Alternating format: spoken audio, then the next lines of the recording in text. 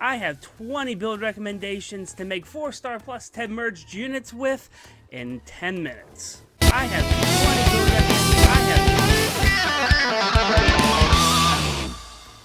I made a video talking about some of the best units to 4-star plus 10 merge, but in a 15-minute video I talked about 3 units. I just really kept on talking. So without further ado, I'm going to do 5 units from each color, each only getting 30 seconds of talk time.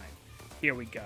First up is Athena, and Athena is really nice because while she did get outclassed by Ira and many other red units, she's fantastic to just make a 4-star plus 10 merge unit out of. I mean, you're not missing anything or losing out on anything. Wu Dao users really do like to have that refinement, so if you give her a plus Wu Dao from like a minus attack Corel, I still have 2 left if you need one, that'd be a good idea. Otherwise, very basic sword user, very fast, very capable. Go ahead and make a plus merged unit out of her.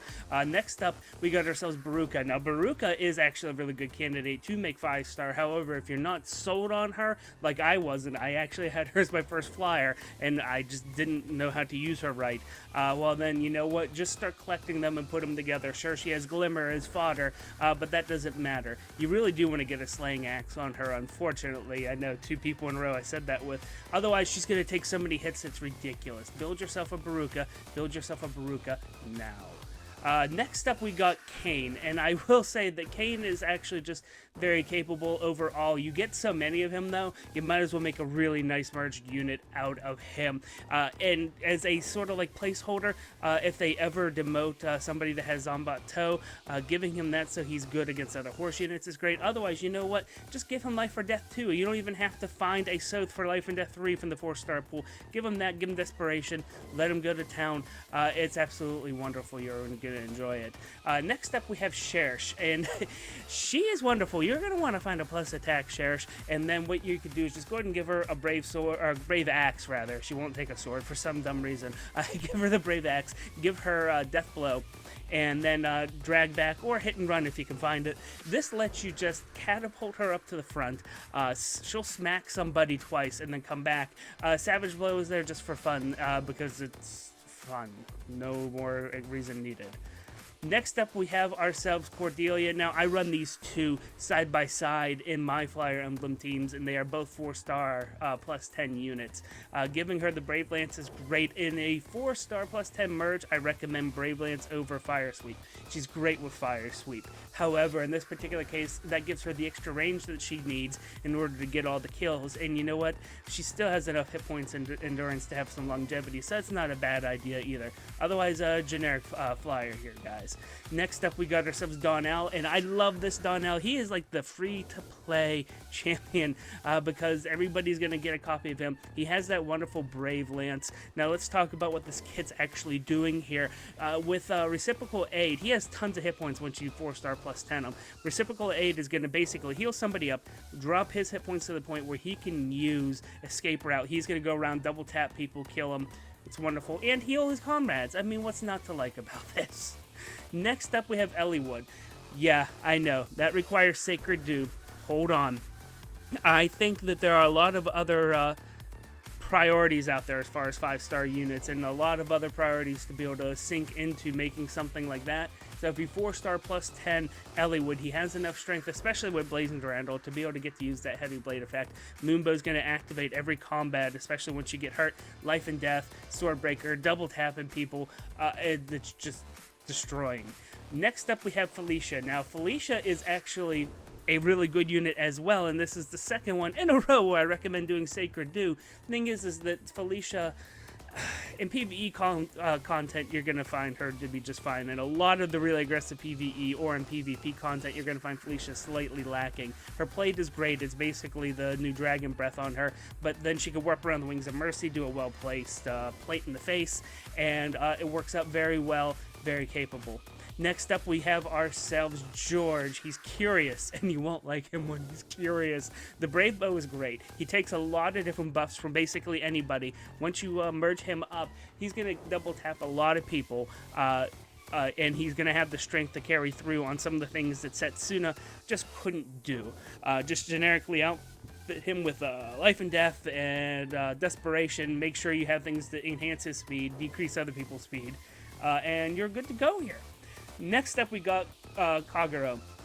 The nice thing about her is that her weapon is just effective against infantry, and if you super merge her, she's going to be able to still just do her job everywhere. You don't even need to give her a plus variant, although mine is a plus variant because I pulled a 5-star at one point in time.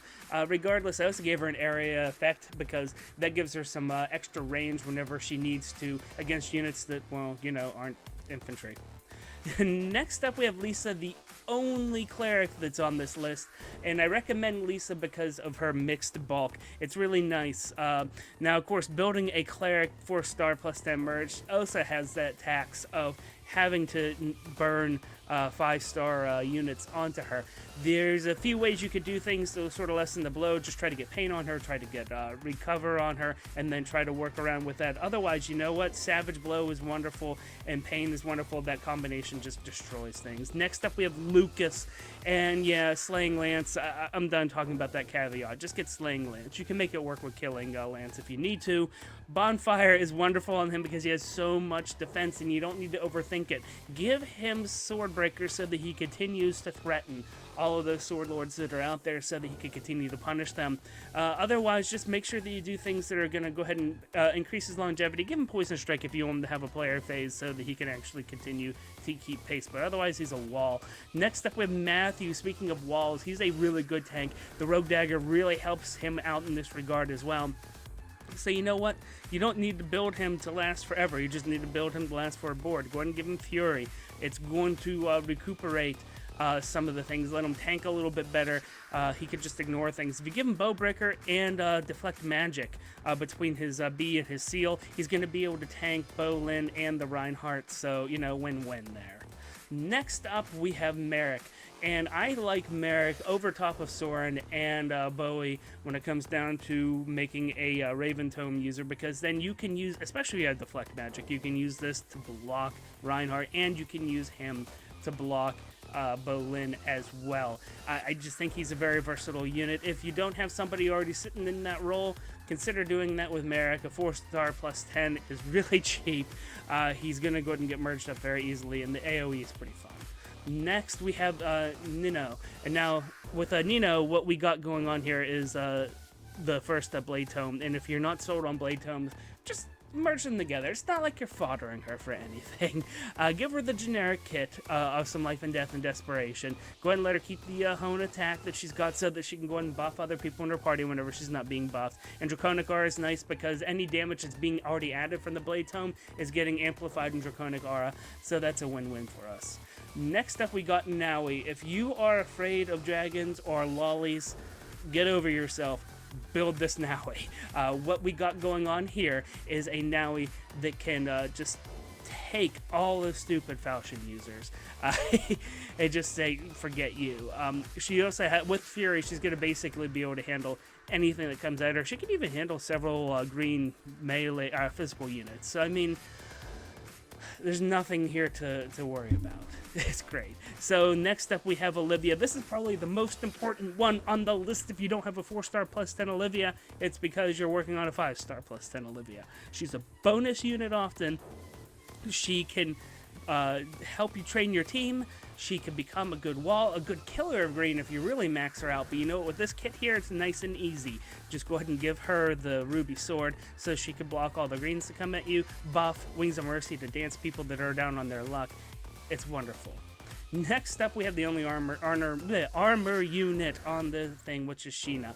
And going with this particular kit that I have here is cheap, and it's super effective. Nobody's going to get through that. If you let her sit there as an enemy phase unit, people are going to initiate on her, get double tapped, get bonfired to the face. And really, it's just so potent, such a great wall, and everybody should have one. The next one up is Tsubaki. Now I know what you're saying. Hey, that's my quick riposte fodder. What are you doing with my fodder? Well, you know what? Hold your horses. At least get them the +5, if not a whole +10. This silver sapphire lance in the sky is going to be able to do so many good blocks for you that it is super worth giving him some merges. You don't even need to build him super fancy. I mean, just go ahead and give him a plus defense A slot, and you're good to go. Ignis is going to have a huge bump on him too, so you know, that's a big win there. Lastly but not least is Tharja. Really, everything I talked about in Nino is true for Tharja. The only reason why she's not as popular is because she had less speed than Nino, but now that they're both in the 3 and 4 star pool, you might as well merge her up, make her effective. You don't have to do anything special here. Once again, just go ahead and throw a Life and Death 2 on her, give her Desperation, give her Hone Attack, or whatever you want to so she can help out the party. Draconic Aura is going to have a wonderful pop. Whew. There it is! 20 units, 5 from each color. All units that I highly recommend that you 4-star +10 merge. No priority listing, just in alphabetical order, obviously, but if you needed to figure out what kind of build to go with these guys, that is there for you. So do me a favor, which one of these units are you planning on 4-star +10 merging now? Let me know in the comments, and also do me a favor, if you like your Fire Emblem information hot and fresh like Grandma's cookies, hit that subscribe button. My name is Deltran. Thank you guys so much. I greatly appreciate all of you, and until next time, take it easy.